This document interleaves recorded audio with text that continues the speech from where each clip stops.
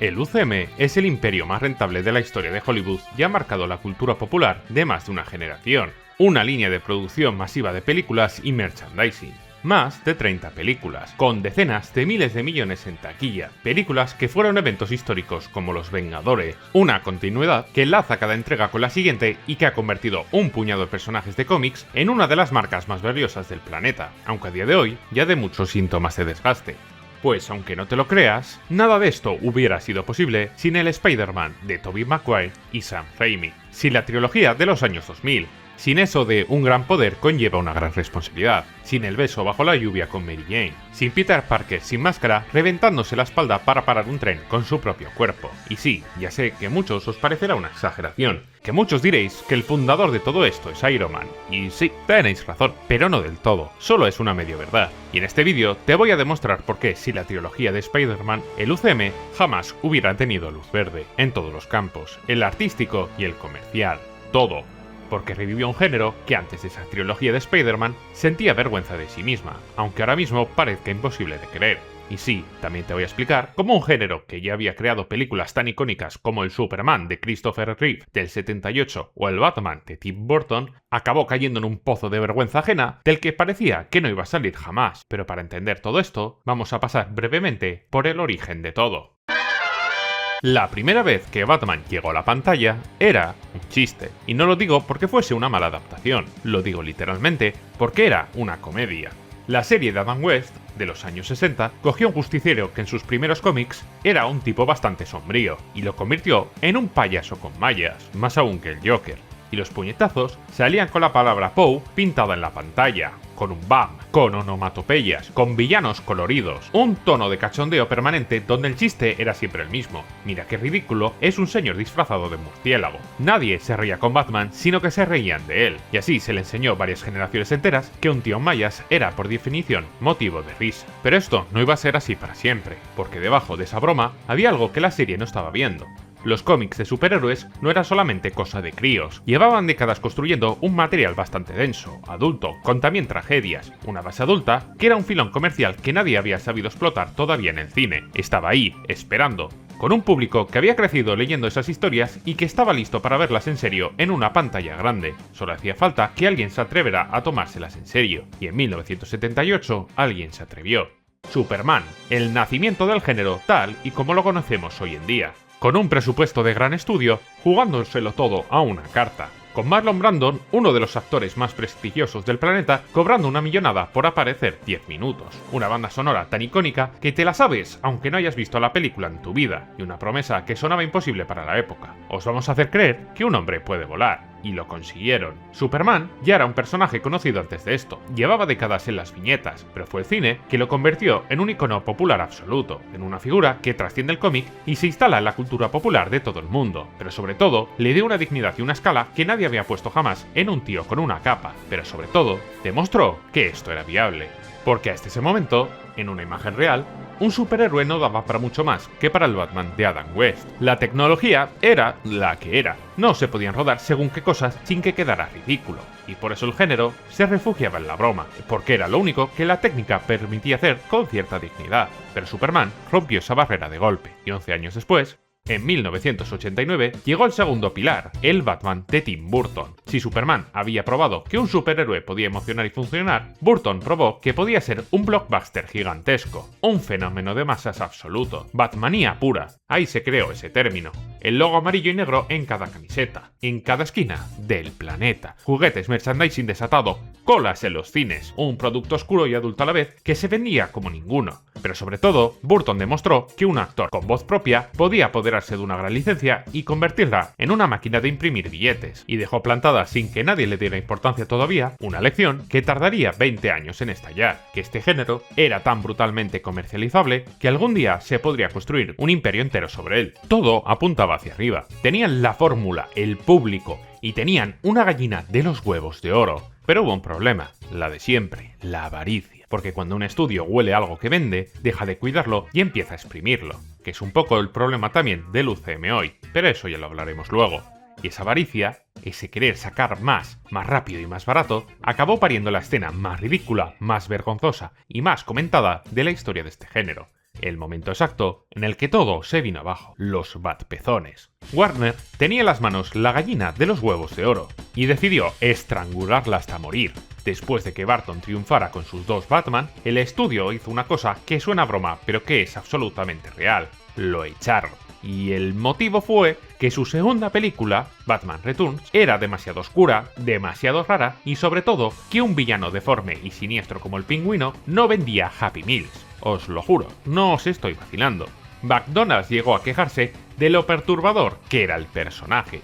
Así que Warner apartó al autor que había convertido a Batman en oro puro y puso en su lugar a alguien mucho más dócil y mucho más comercial, Joel Schumacher. Schumacher giró el volante hacia el lado exactamente contrario de lo que había funcionado, fuera la oscuridad gótica y fuera el tono adulto. Ahora tocaba poner colorines de neones hasta en la sombra, un Gotham, que es ciudad oscura, que parecía una jodida discoteca de plástico, con chistes malos y una estética purpurina en la que Arnold Schwarzenegger se pone a hacer de comediante a tiempo completo.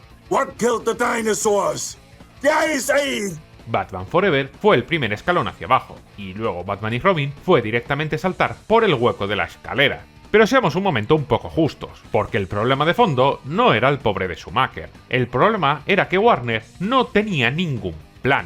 No querían contar una historia y simplemente querían vender juguetes. Cada decisión de estas películas estaba tomada mirando a la estantería de una juguetería. El traje cambiaba de diseño cada 2 escenas para poder sacar más figuritas. Aparece un vehículo nuevo cada 20 minutos. Los villanos van pintados de colores fosforitos para que así el muñeco quede bien bonito dentro de una caja. En la industria, esto se le llama diseño toyetic, y es un tema del que hablo largo y tendido en otro vídeo que os dejaré en la tarjeta del final de este. No os vayáis aún, era un anuncio de juguetes disfrazado de una película. Puta mierda. Porque en general, Warner era un puto chiste, tenía la marca más rentable del género y la estaba gestionando como quien exprime una naranja a puñetazos hasta que solo queda una carcasa. Mientras que la idea de tratar todo esto con paciencia, con cabeza y con un plan maestro tardaría casi 2 décadas en aparecer. Y toda esta avaricia y todo este cinismo acabó cristalizándose en un detalle. Porque cuando el equipo de vestuario se sentó a rediseñar la armadura de Batman, decidió, por razones que la humanidad todavía intenta comprender, que esculpirle unos pezones, unos jodidos pezones, en el pecho de la armadura del justiciero más oscuro del cómic, era una buena idea. Y por si eso fuera poco, la cámara se recreaba en primerísimos planos del culo y la entrepierna del traje, con una devoción más propia de un anuncio de colonia o de cine para adultos que de una película de acción. El personaje que Frank Miller había convertido en una pesadilla, ridiculizado y sexualizado a la vez, fueron la tumba de credibilidad de todo un género.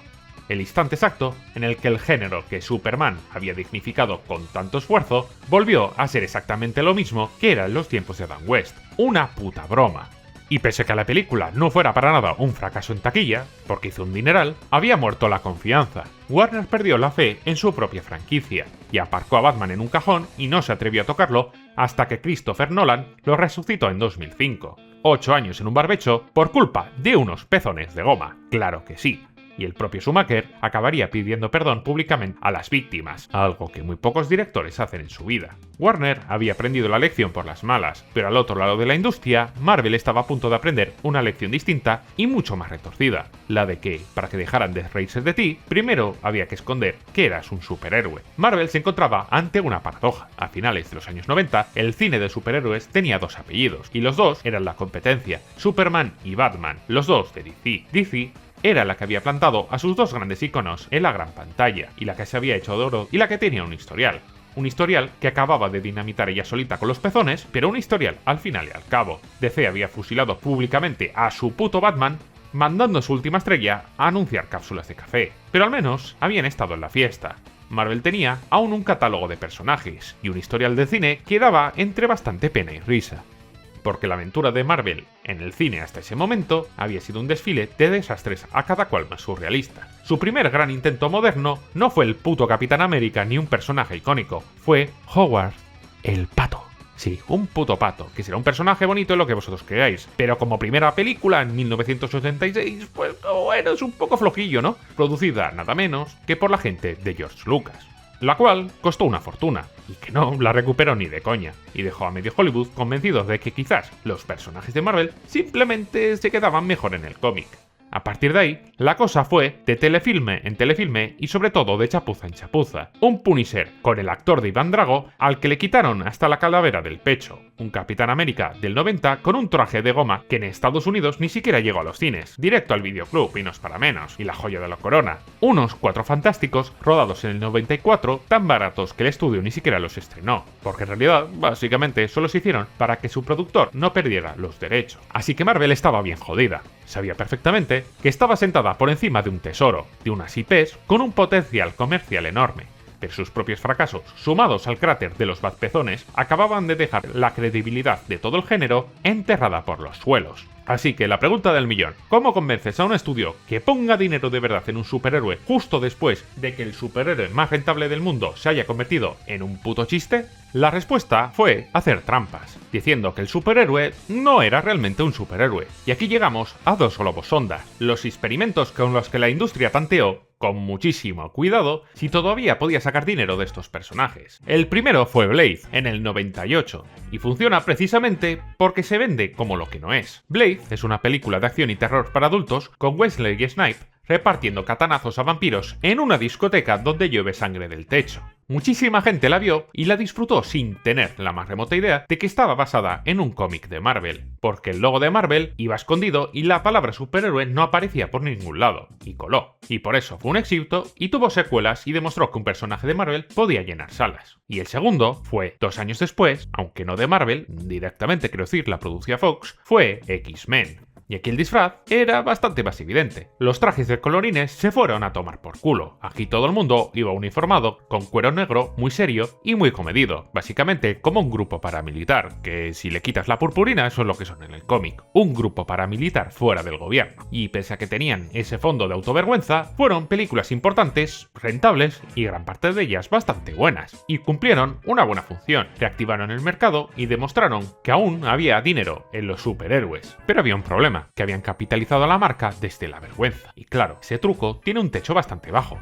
¿Cómo traes, por ejemplo, de vuelta al Capitán América, que es un tío literalmente envuelto en la bandera de los Estados Unidos, con sus alitas en la cabeza y su escudo de colorines? O te lo tomas completamente en serio, con la bandera incluidos, o vuelves directo al chiste de Adam West. Y esto último, después del trauma de los Batpezones, pues como que igual que no. Así que, para salir de este atolladero, alguien tenía que ser el primero en subirse al escenario, quitarse el abrigo y enseñar el disfraz de colorines a plena luz. Y aquí viene una ironía bastante fina y graciosa de esta historia, porque el primer paso, el paso valiente que lo cambió a absolutamente todo, no lo dio Marvel. Marvel, la dueña de los personajes, la que tenía ese tesoro, siguió mirando desde la barrera unos cuantos años más. El que se atrevió a dar el salto fue un estudio completamente distinto, uno que ni siquiera tenía superhéroes propios, Sony. Y lo más irónico de todo, lo dio precisamente con uno de los personajes más valiosos de Marvel, que había conseguido arrancarle por una miseria en mitad de un caso de derechos y la casi ruina total de Marvel. Y era, objetivamente, por popularidad y capacidad, el mejor candidato, Spider-Man.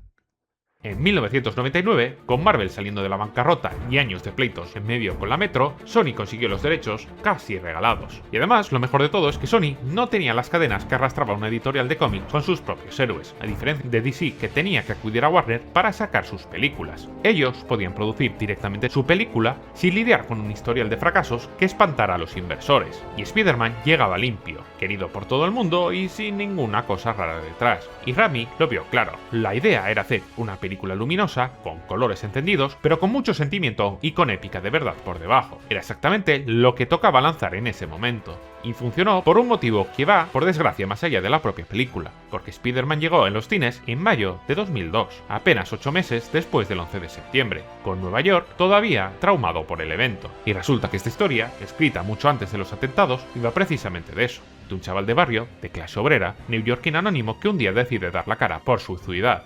Y tenía además un clímax sobre un puente con un puñado de neoyorquinos a pie que le empiezan a tirar cosas al duende para defender a Spider-Man, gritándole que si te metes con uno de los nuestros, te estás metiendo con todos. Así que básicamente, esta película dio a una ciudad rota lo que estaba necesitando. Hoy, toda esta película parece de cajón. Damos por hecho que este Spider-Man, de Raimi, era como si fuera la única versión posible e inevitable.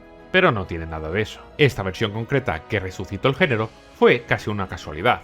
El resultado de unas cuantas piezas que encajaron justo como encajaron. porque durante casi 20 años este proyecto pasó por las manos de medio Hollywood, y bastaba con una de esas piezas hubiera ido a otra parte para tener una película completamente distinta. Por poner un ejemplo, podría haber dirigido El hombre de Terminator y que años después crearía una saga de pitufos azules gigantes con complejo de Pocahontas.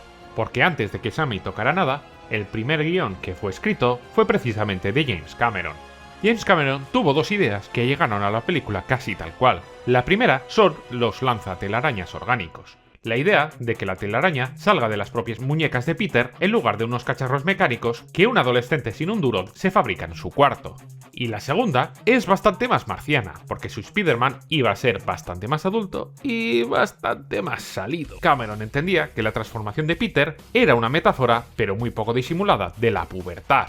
Un chaval que se despierta una mañana en un cuerpo nuevo, con impulsos nuevos y fluidos que le salen sin control y una fuerza que todavía no sabe manejar. Un despertar sexual con todas las letras. Una película un poco curiosa para Spider-Man, ¿no? Y Raimi cogió esa idea y, bueno, la redujo un poco. Ahí tenemos la escena en la que Peter se da cuenta mirándose al espejo por la mañana. La pubertad sigue estando ahí, pero un poquillo rebajada. Y como podéis ver, estuvimos a nada de tener un Spider-Man alternativo un poquillo bizarro. Y luego está la lista de directores que pudieron dirigir esta película, porque la lista de nombres que Sony llegó a barajar da bastante vértigo. Pasaron de una forma a otra Roland Emmerich, Michael Bay, Ang Lee, Tim Burton, David Fincher, media guía telefónica de Hollywood de la época. Y menos mal que Michael Bay no dirigió la película, porque si no, Peter Parker en lugar de telarañas lanzaría explosiones. Pero a mitad de toda esta lista estaba Sam Raimi, un director de culto conocido sobre todo por el terror gamberro. Pero eso sí, tenía una baza que ninguno de los demás tenía. Él era un fan de verdad. Era un lector que había crecido con Spider-Man y se identificaba con él. Y dentro de Sony, la productora Amy Pascal fue uno de sus defensores. Así que va el bueno de Sammy, se planta en la reunión y se tira cerca de una hora hablando del personaje y explicando por qué lo amaba y por qué nadie lo iba a entender como él. Hasta que decidió que había dado demasiado la turra y que no iban a darle la dirección y se largó. Y bueno, por sorpresa ganó. El Sony eligió al fan sincero precisamente para que plasmara esa visión. Y esta misma lógica se repite con el protagonista. Sony, como cualquier estudio con una fortuna en juego, quería una superestrella, una cara reconocible que llenara las salas por sí solas, y de hecho se llegó a hablar largo y tendido con hombres como el de Heath Ledger, el que sería el Joker. Hubiera sido una película curiosa, ¿no? Pero Raimi se plantó y dijo que Tobey Maguire, porque era un actor que tenía la cara de pringado que él mismo buscaba, porque al fin y al cabo Peter Parker es un pringado, y esa es su gracia. Con la protagonista femenina pasó algo parecido. Eligieron para Mary Jane a Kirsten Dunst porque llegaba con un currículo dramático bastante bueno y le podía dar vida al personaje. Pero sobre todo, eligieron por un motivo que fuera Mary Jane el interés romántico y no Gwen Stacy. Y básicamente la eligieron porque Gwen Stacy en los cómics es la novia que muere y la tragedia más famosa de Spider-Man. Así que eligieron un inicio luminoso. Y por último, tenemos el presupuesto, que rondó 139 millones de dólares de la época. Una jodida barbaridad. Y la verdad es que estaba justificado. Básicamente por técnica. A comienzos del siglo, los efectos digitales habían alcanzado la madurez necesaria para hacer algo que llevaba décadas intentando Hollywood, que Spider-Man se balanceara entre los rascacielos de Nueva York sin parecer un muñeco colgado de un cable. De hecho, la película convive en tres Spider-Man: Tobey Maguire, un especialista de carne y hueso, y un personaje completamente digital para los planos un poco más jodidos. Y eso es gracias a los años de revolución digital que había traído Matrix en su día. Y el negocio resultó, porque la juguetería repartió dividendos entre Sony y Marvel que daba gusto. Pero eso sí, hay que reconocer que fue una apuesta enorme y muy arriesgada. La primera película de Raimi no va en el fondo de un chaval que consigue superpoderes, va de un chaval que descubre demasiado tarde que mirar hacia otro lado también tiene sus consecuencias. Y eso arranca con lo que es Peter Parker antes de ser una araña. Vive en Queens con unos tíos que no llegan a fin de mes, no tiene dinero, los abusones lo humillan por deporte y la chica que le gusta apenas repara en él. Peter es invisible.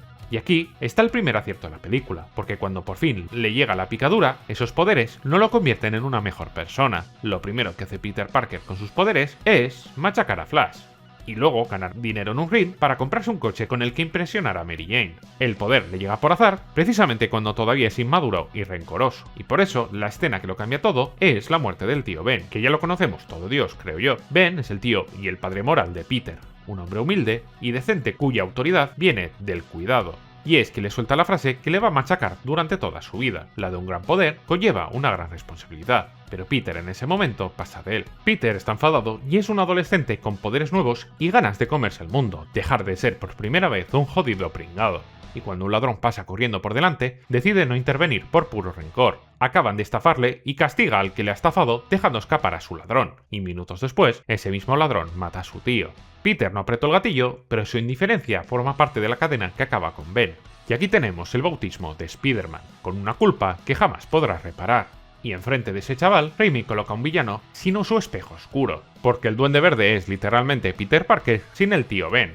Fijaos en todo lo que comparten los dos personajes. Norman Osborn y Peter son dos hombres ligados a la ciencia. Los dos sufren una transformación física y los dos pasan de sentirse débiles a tener un poder descomunal. Los dos se han sentido humillados por su entorno y los dos descubren de golpe que pueden castigar a quien los despreciaron. Pero la diferencia está en la lección que reciben después. Norman convierte esto en una venganza y Peter la culpa en obligación de proteger. Y lo que convierte todo esto en cine, y no en un producto de superhéroes genérico, es precisamente la mano de Raimi en cada plano. Aquí tenemos a un tío de posesión infernal, de un terror duro, y se le nota mucho. Con Nueva York exagera la realidad para que parezca salida de una viñeta. Usa zooms violentos y un montón de planos que básicamente acabó patentando él en la marca de Spider-Man. Y todo esto encima con una música de fondo que es totalmente icónica. Una música que aunque tenga orquesta y demás, nunca asciende del todo, porque siempre quiere transmitir que debajo de esa épica hay un chaval muy vulnerable. Y luego tenemos el final. La pelea final entre el duende y Spider-Man le arranca toda esa iconografía. Primero le quita de Nueva York y del balanceo. El traje se le rompe y la cara de Peter queda medio descubierta. Raimi desnuda al superhéroe para enseñarnos al chaval que está literalmente sufriendo. Y el final es con Norman muriendo por su propia arma, por su propio planeador. El poder que usaba para eliminar a los demás termina destruyéndolo a él. Y como acto final, pidiéndole a Peter que no cuente la verdad a Harry, dejando veneno ahí. Y por eso el final no es del todo feliz. Peter derrota al duende y Mary Jane le declara su amor, y él la rechaza, porque ha aprendido que amar a alguien es convertirlo en un objetivo. Su renuncia es doble, pero también es inmadura, porque no se le ocurre confiar en ella ni compartir el peligro, pero sobre todo no la deja decidir. Y luego tenemos Spider-Man 2, que es para muchos, y no me extraña, la mejor película de superhéroes jamás rodada. Y no es por sus efectos que les valieron un Oscar, ni por su villano. Lo es porque eleva todos los conceptos de la primera película. Si la primera preguntaba qué debía hacer Peter con sus poderes, la segunda se atreve con una pregunta más jodida. Y si hacer lo correcto acaba destruyendo la vida de Peter. Peter es un desastre andante. Cada vez que Spider-Man salva la ciudad, Peter paga algo, llega tarde a una clase, lo echan del trabajo, decepciona a Mary Jane y no puede pagar el alquiler. Raimi monta una ecuación bastante jodida. Todo el tiempo que Peter se entrega a los demás, se lo está robando a sí mismo. Es un trabajo que le consume la vida entera y encima nadie le agradece, o eso parece, hasta que llega una escena que corona toda la trilogía y posiblemente el género entero, la del tren, cuando el Dr. Octopus lanza un tren descontrolado a toda velocidad. Y Peter, para detenerlo, se quita la máscara porque precisamente necesita todo su cuerpo, toda su fuerza, para frenar ello. Planta los pies, extiende los brazos y detiene el convoy con su propio cuerpo hasta caer, reventado, inconsciente, y los pasajeros lo sostienen antes de que se desplome al vacío, y descubriendo que debajo de ese símbolo simplemente hay un chaval, llevándolo en volandas un poco como a Jesucristo, prometiendo guardar su secreto. Peter creía que ser un héroe consistía en cargar solo con todo el peso del mundo, y el tren demuestra que, a veces, la comunidad también puede cargar con él. Con esto, Raimi había tocado techo. Había demostrado hasta dónde podía llegar el género cuando a un autor con una visión le dejan trabajar. Pero lo que vino después es la historia en la que todo empieza a joderse. Spider-Man 3. Y Spider-Man 3 no fue un fracaso, es más, fue el mayor éxito comercial de toda la saga, pero su fracaso fue creativo. Y el motivo tiene un nombre: codicia. Raimi había desarrollado con su hermano una historia centrada en Peter, Mary Jane y Harry, con el Hombre de Arena de fondo. Pero el productor le exigió meter a Venom, un personaje que los fans pedían a grito, pero con el que Raimi no conectaba en absoluto. Pero lo acabó metiendo. Y meter a Venom le obligaba a meter el meteorito, el simbionte, a Eddie Brock y su rivalidad.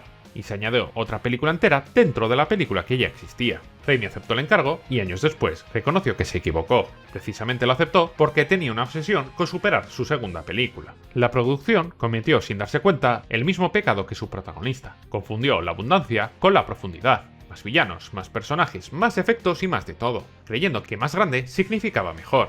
Y de ahí sale el famoso Peter Emo, con el flequillo y el baile ridículo por la calle, que durante años fue el hazmerreír de internet. Tiene su guasa, pero la idea de fondo realmente era buenísima. Ese baile grotesco es la fantasía de un pringado que de repente se cree irresistible, y es deliberadamente incómodo. El problema no era la idea, era que Raimi alargó tanto el chiste que la vergüenza ajena se acabó comiendo la caída moral del personaje.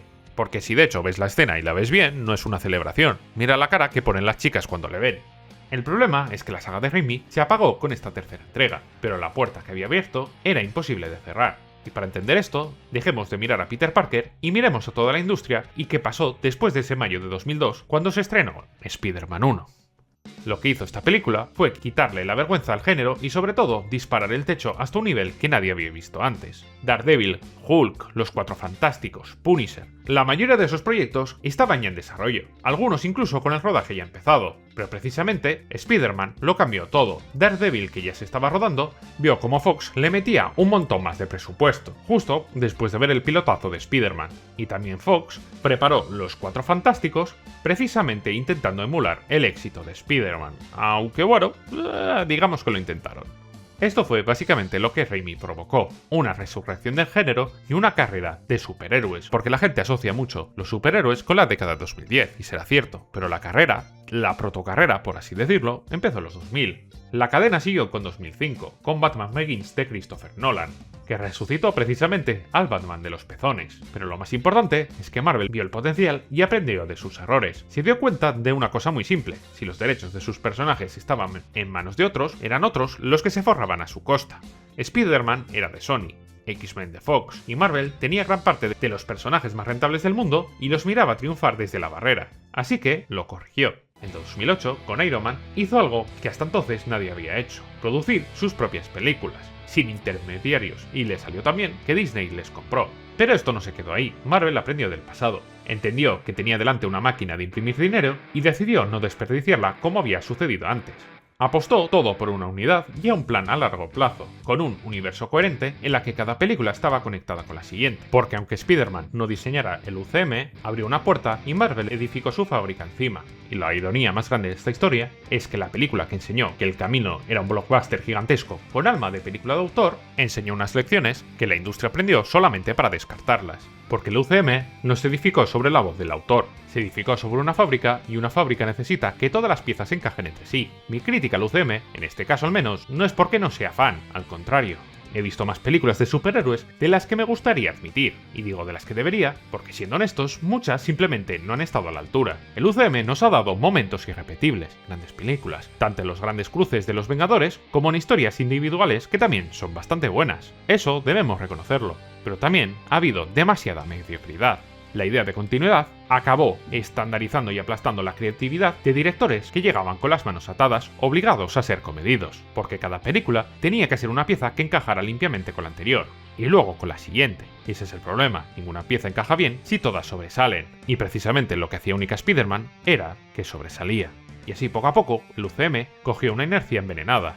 La inercia del tráiler, la promesa en la escena post-créditos de la próxima película, el guiño al siguiente evento. Y hasta que sin darnos cuenta, esa promesa se convirtió en la verdadera finalidad. Al final se iba al cine para que te prepararan para ver la siguiente película. Hay sus excepciones, claro, los Guardianes de la Galaxia, sin ir más lejos. Pero fijaos precisamente que es una excepción porque le dieron los mandos a James Gunn y le dejaron hacer. Y por eso quizás, hoy en día, echemos tanto de menos a la saga original de Sam Raimi, que no es precisamente por nostalgia, porque en general la trilogía, en los 2000, también tenía muy buen calado. Cuando Spider-Man No Way Home trajo de vuelta a Tobey Maguire, el cine entero se vino abajo entre aplausos. Era la gente echando de menos una película que le hacía sentir algo de verdad, que haya un autor detrás, con pasión, arriesgándose a emocionarte. Justo lo que la fábrica había borrado. Hoy este imperio da muchos síntomas de agotamiento, pero si miramos al pasado y vemos por qué todo fue posible, la conclusión es clara: el peso entero del UCM descansa sobre los hombros de Spider-Man de Tobey Maguire y Sam Raimi. Si te ha gustado este vídeo, te gustará este otro donde hablo del videojuego de Spider-Man 2 de la Play 2, el que descubrió cómo debía sentirse de verdad ser el Hombre Araña con un mando en las manos. Y si te has quedado con ganas de saber por qué la obsesión de vender juguetes puede cargarse una película entera, te gustará este otro donde te explico qué es el diseño Toyetic. Un saludo y nos vemos en el siguiente vídeo.